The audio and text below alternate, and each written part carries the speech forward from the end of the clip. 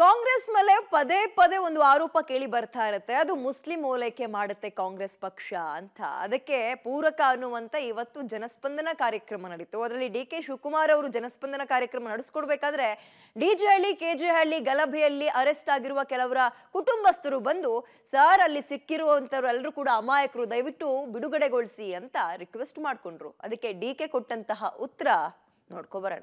DCM ಜನಸ್ಪಂದನದಲ್ಲಿ ಗಲಭೆ ಸದ್ದು.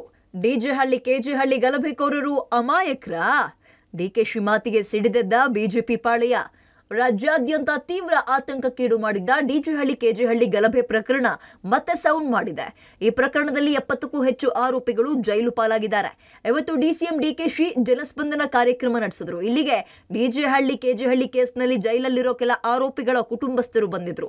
DCM ಬಳಿ ಜೈಲು ಸೇರಿರುವ ಪತಿ ತಮ್ಮಂದಿರು ಸೇರಿ 37 ಮಂದಿನ ಬಿಡುಗಡೆ ಮಾಡುವಂತೆ ಮನವಿಯ ಅರ್ಜಿ ಸಲ್ಲಿಸಿದ್ದಾರೆ. ಜೈಲು ಸೇರಿರುವವರು ಅಮಾಯಕರು, ಅವರನ್ನ ರಕ್ಷಿಸಿ ಅಂತ ಮನವಿ ಮಾಡಿದ್ದಾರೆ. ನನ್ನ ಬ್ರದರು ಅದರಲ್ಲಿ ಇದ್ದಾರೆ. ನನ್ನ ಬ್ರದರ್ ಹೋಗಿ 3.5 years ಆಯಿತು ಸರ್. ಅವರು ಏನು ಮಾಡಿಲ್ಲ ಸರ್. ಸುಮ್ಮನೆ ಅಲ್ಲಿಗೆ ಹೋಗಿದ್ದಕ್ಕೆ ಅವ್ರಿಗೆ UAP ಆ್ಯಕ್ಟ್ ಹಾಕಿ ಅವ್ರಿಗೆ 3.5 years ಇಂದ ಜೈಲಲ್ಲಿ ಇಟ್ಟಿದ್ದಾರೆ ಸರ್. ಅವ್ರಿಗೆ ಮಗ ಇದೆ, ಹೆಂಡತಿ ಇದ್ದಾರೆ. ಅವ್ರ ಹೆಂಡತಿಗೆ ತಾಯಿ ತಂದೆ ಯಾರೂ ಇಲ್ಲ, ಮನೆಯವರು ಯಾರೂ ಇಲ್ಲ ಸರ್ ನೋಡ್ಕೊಳ್ಳೋಕ್ಕೆ. ಅವ್ರು ಈ ಥರ ಮಾಡಿದರೆ ಹೇಗೆ ಸರ್? 3.5 ಇನ್ನೂ 37 ಮೆಂಬರ್ಸ್ ಇದ್ದಾರೆ ಸರ್. ನಮ್ಮ ರಿಲೇಟೆಡು, ನನ್ನ ಬ್ರದರ್ಸ್, ನನ್ಗೆ ಗೊತ್ತಿರೋರು 37 ಮೆಂಬರ್ಸ್ ಇನ್ನೂ ಜೈಲಲ್ಲಿ ಇದ್ದಾರೆ. ಇನ್ನು ಗಲಭೆಕೋರರ ಕುಟುಂಬಸ್ಥರಿಂದ ಮನವಿ ಸ್ವೀಕರಿಸಿದ ಡಿಸಿಎಂ ಡಿ.ಕೆ. ಗಲಭೆಕೋರರನ್ನ ಅಮಾಯಕರು ಅಂದಿದ್ದಾರೆ. ಅಮಾಯಕರನ್ನ ರಕ್ಷಣೆ ಮಾಡಬೇಕಿದೆ, ಕಾನೂನು ಚೌಕಟ್ಟಿನಲ್ಲಿ ಕ್ರಮ ವಹಿಸ್ತೀವಿ. ಬಿಜೆಪಿ ಸರ್ಕಾರ ಇದ್ದಾಗ ಯಾವ್ಯಾವುದೋ ಸೆಕ್ಷನ್ ಹಾಕಿ ಜೈಲಿಗೆ ಕಳಿಸಿದ್ದಾರೆ.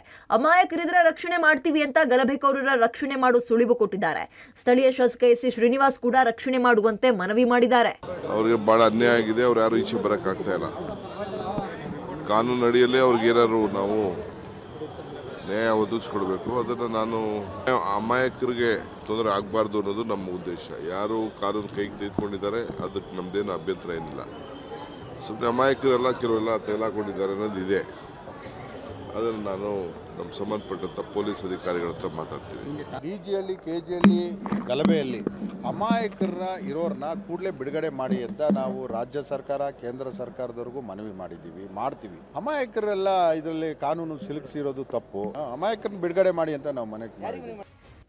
ಇನ್ನು ಸಹಜವಾಗಿಯೇ ಗಲಭೆಕೋರರು ಅಮಾಯಕರು ಅಂತ ಕರೆದಿರೋ ಡಿ.ಕೆ. ಹೇಳಿಕೆಗೆ ಬಿಜೆಪಿಗರು ಕಿಡಿಕಾರಿದ್ದಾರೆ.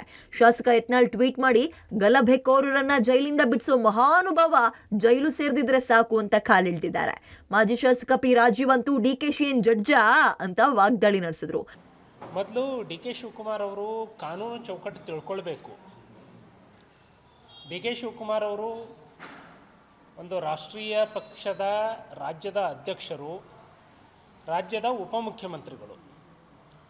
ಜಡ್ಜಿಗೆ ಯಾವಾಗಾದರೂ ಅಮಾಯಕರು ಅಂತ ಹೇಳೋದಕ್ಕೆ ಇವರೇನು ನ್ಯಾಯಾಧೀಶರ? ಒಂದೇ ಗುಂಪಿನವರು, ಒಂದೇ ವರ್ಗದವರು ಇವರಿಗೆ ಅಮಾಯಕರಾಗಿ ಕಾಣ್ತಾರಲ್ಲ.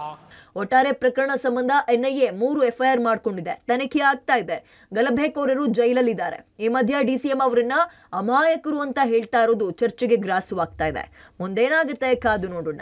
Lokesh Kodgadala, public TV, Bengaluru.